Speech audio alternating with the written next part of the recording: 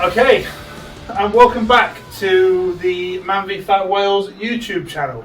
Did you see how my tone changed there? Yeah, that was yeah. I try and make sure I don't do it, but I think it's the word welcome. Yeah, that kind of that changes the whole dynamic, I think, really. Plus, we're in a much posher room. I don't normally say the Man v Fat Wales YouTube channel either. I say the In Conversation couch. Okay. Because when we film these in Newport, we have a changing room with a couch on, and that's where we film them all. But this Complete with green screen? Not yet, not yet. But you know, the budget's going to get to that one, is it? Well, potentially. You know, I've got a very willing coach.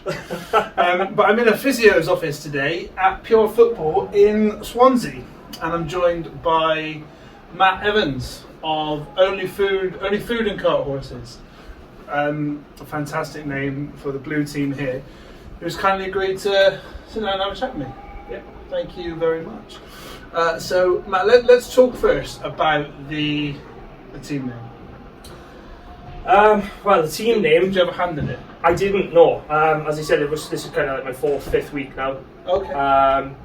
Kind of seen where the program was advertised, and then you kind of just got allocated into this team. But as soon as they seen the team name, I thought that's just brilliant. The thought that's gone into it, along with the other teams. Then when I started seeing them, I was thinking, yeah, okay, I can kind of see the kind of people that are involved with that one. I remember when I was looking down the teams when Swansea first kicked up, and I Did you grab that? Was that? No, I smashed it. Sorry. I was like, completely through there. I'm like, oh, sweet, acknowledge it. We'll acknowledge it. It was one of my favorite. It became one of my new favourites, and one of my phrases is when I see a good name is that's a new favourite. So is Porky Blinders. Yeah, that's a good one as well. Excellent. Yeah. Friend of mine in the Newport League, we got reassigned new teams recently, and he spent quite a lot of time coming up with a short list of names based on other teams in Europe and a bit of a food connotation to them. And they went to do a vote what was going to be the new team name. It spent about 40 minutes coming up with these intricate names, and someone just came up right at the last minute and went, "What about Biscoffenheim?" And it won, and it blew all of his names out of the water. A real wasted 40 minutes. You tend to find that, though. You do tend to find there'll be that one moment of brilliance. I mean, it's the same with the fantasy football teams. Some of the names are brilliant. I mean, my one previously was Fiorentina Turner. Very good, very good. I went for the Vardy boys this year. All right, okay, yeah. Trying to let people know where I stand when it comes to football. I'm not a huge fan. I got into real hot water with my friend recently. We do the draft style. Right, okay. And I don't really know much about football. I like to play, and I love being a Man v Fat player, but I don't really follow it very much. So I go into my draft every week, and if a player is injured or not going to play, I take him out and put someone else in.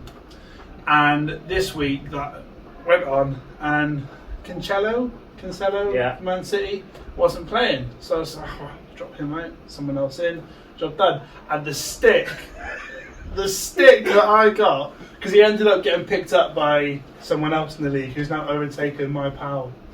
And my pal was giving me such grief about it. He's like, I don't even know who he is. I still don't know who he is. I'm fortunate I'm not involved in the works one this year, because some of them were just, I don't want a clue. Just stick me between two sticks, hit the ball at me, and that's it, job done. Yeah, well, that's interesting. A goalkeeper at Man v Fat, quite a rare breed. Yeah, especially someone who's wanting to go in goals as well. I mean, when I've previously played up here, not in the programme as it were, 5 and 7 aside, as soon as you say, I'm a goalkeeper, their eyes kind of like that. Unicorns. Yeah.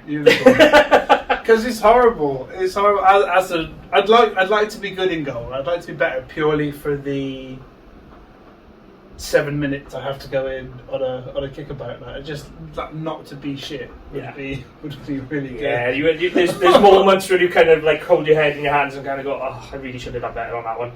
But this part of the territory, I mean, up here it's a completely different setting up to there on the side, obviously. You know, there's a lot more to it on that one. But so let's talk about that. Let's talk about what attracted you to the programme in the first place. Well, the attraction, as I said, I was already playing up here at the time.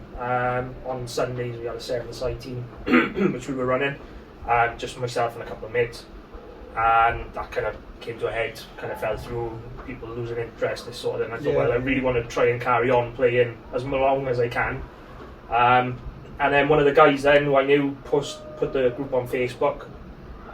They popped up and I thought, do you know what? Yeah, that could be something. Same ability, and then obviously you've got the added factor then with the encouragement for the weight loss, which obviously is a big factor. Obviously with lockdown and COVID, the takeaways left, right and centre because it was just easier. Shops were all kind of closing early, so it was harder to get to the shops and work.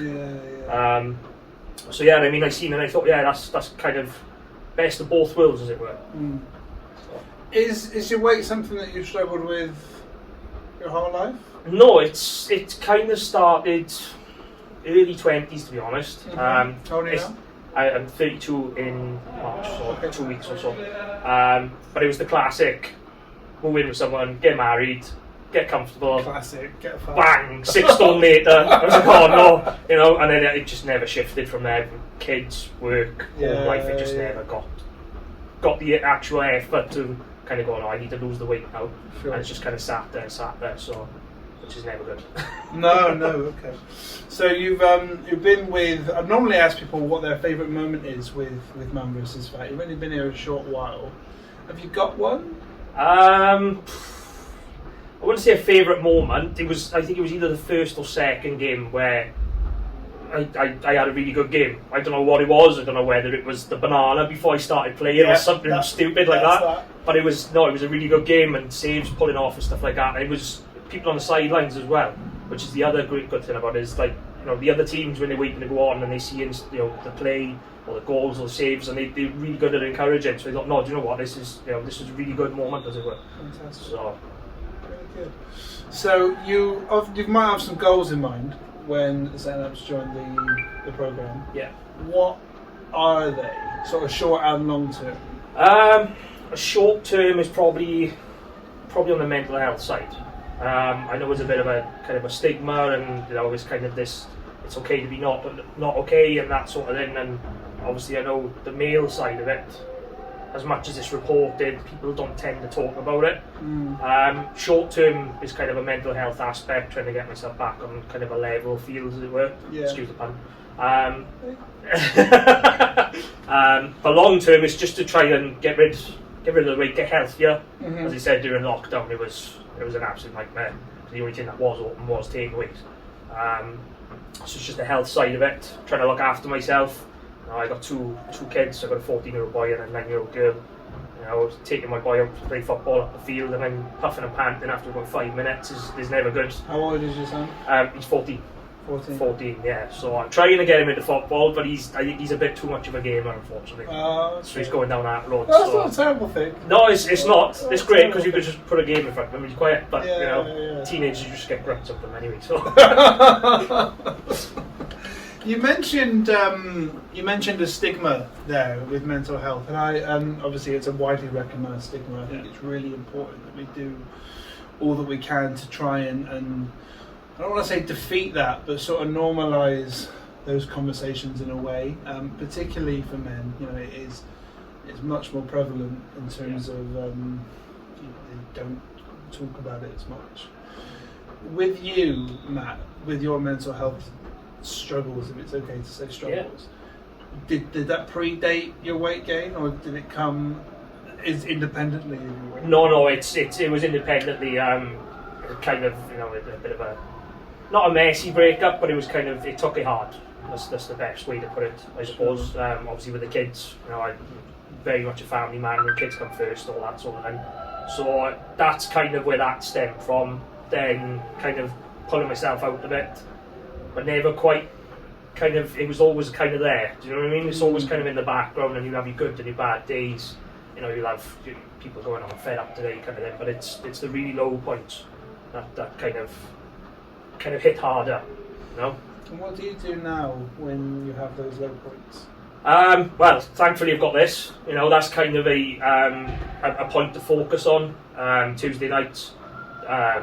Some of the guys organise kickabouts during the week, go on a Sunday, so kind of get involved with that one as much as I can. It's just trying to keep active and keep out and keep kind of motivating yourself and thinking, right, you've got football Sunday, you've got football Tuesday, Wednesday, Thursday and work, you've got the kids then on the weekend from Friday on. So it's just kind of not filling time for the sake of filling time, but kind of trying to do positive things rather than kind of just isolating in the house or just kind of locking yourself away or not socialising, that sort of thing. So that's kind of what I do, is try and keep positive, is just kind of focus on the next thing when you're kind of doing something, as it were. Sure. So brilliant.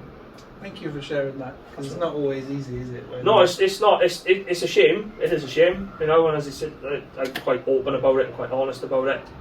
And I find being open and honest about it helps other people as well to know that, right, okay, Matt's kind of, this happy-go-lucky kind of guy, but he is, deep down, there are, he has got his battles, as it were, One of the things I started doing when I noticed the struggle in myself is when people used to ask me, how are you? I would stop answering with, yeah, good, how are you? Because there is a correct answer to that question, I think, now. And if you don't say, yeah, I'm good, how are you? Yeah. People, you can sense the discomfort. Like, you're not supposed to tell me how you really are. No. You're just supposed to say yes. So I started telling people how I really felt that day. And you quickly weed out then, like, who, when you need to talk deeper, that you can go and talk to. Yeah. And that's one thing I started doing. It's helped me massively.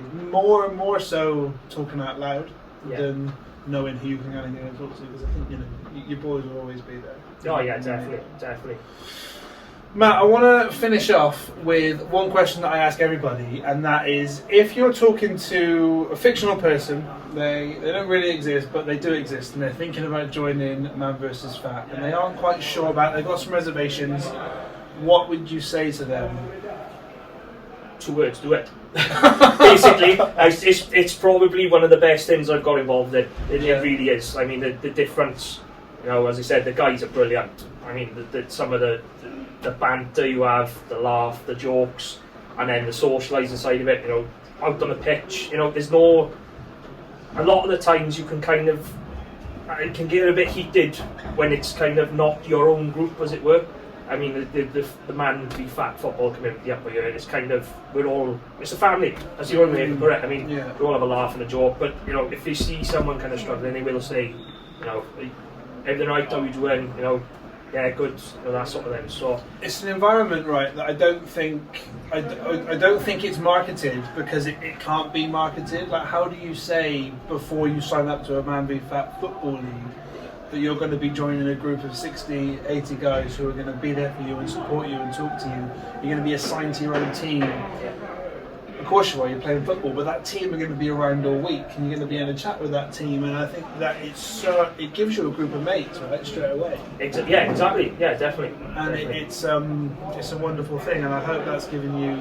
Yeah, definitely. Which I think has been made more difficult. I know I keep saying about COVID and lockdowns, but I mean, even something as simple as going down a pub has been so trivial.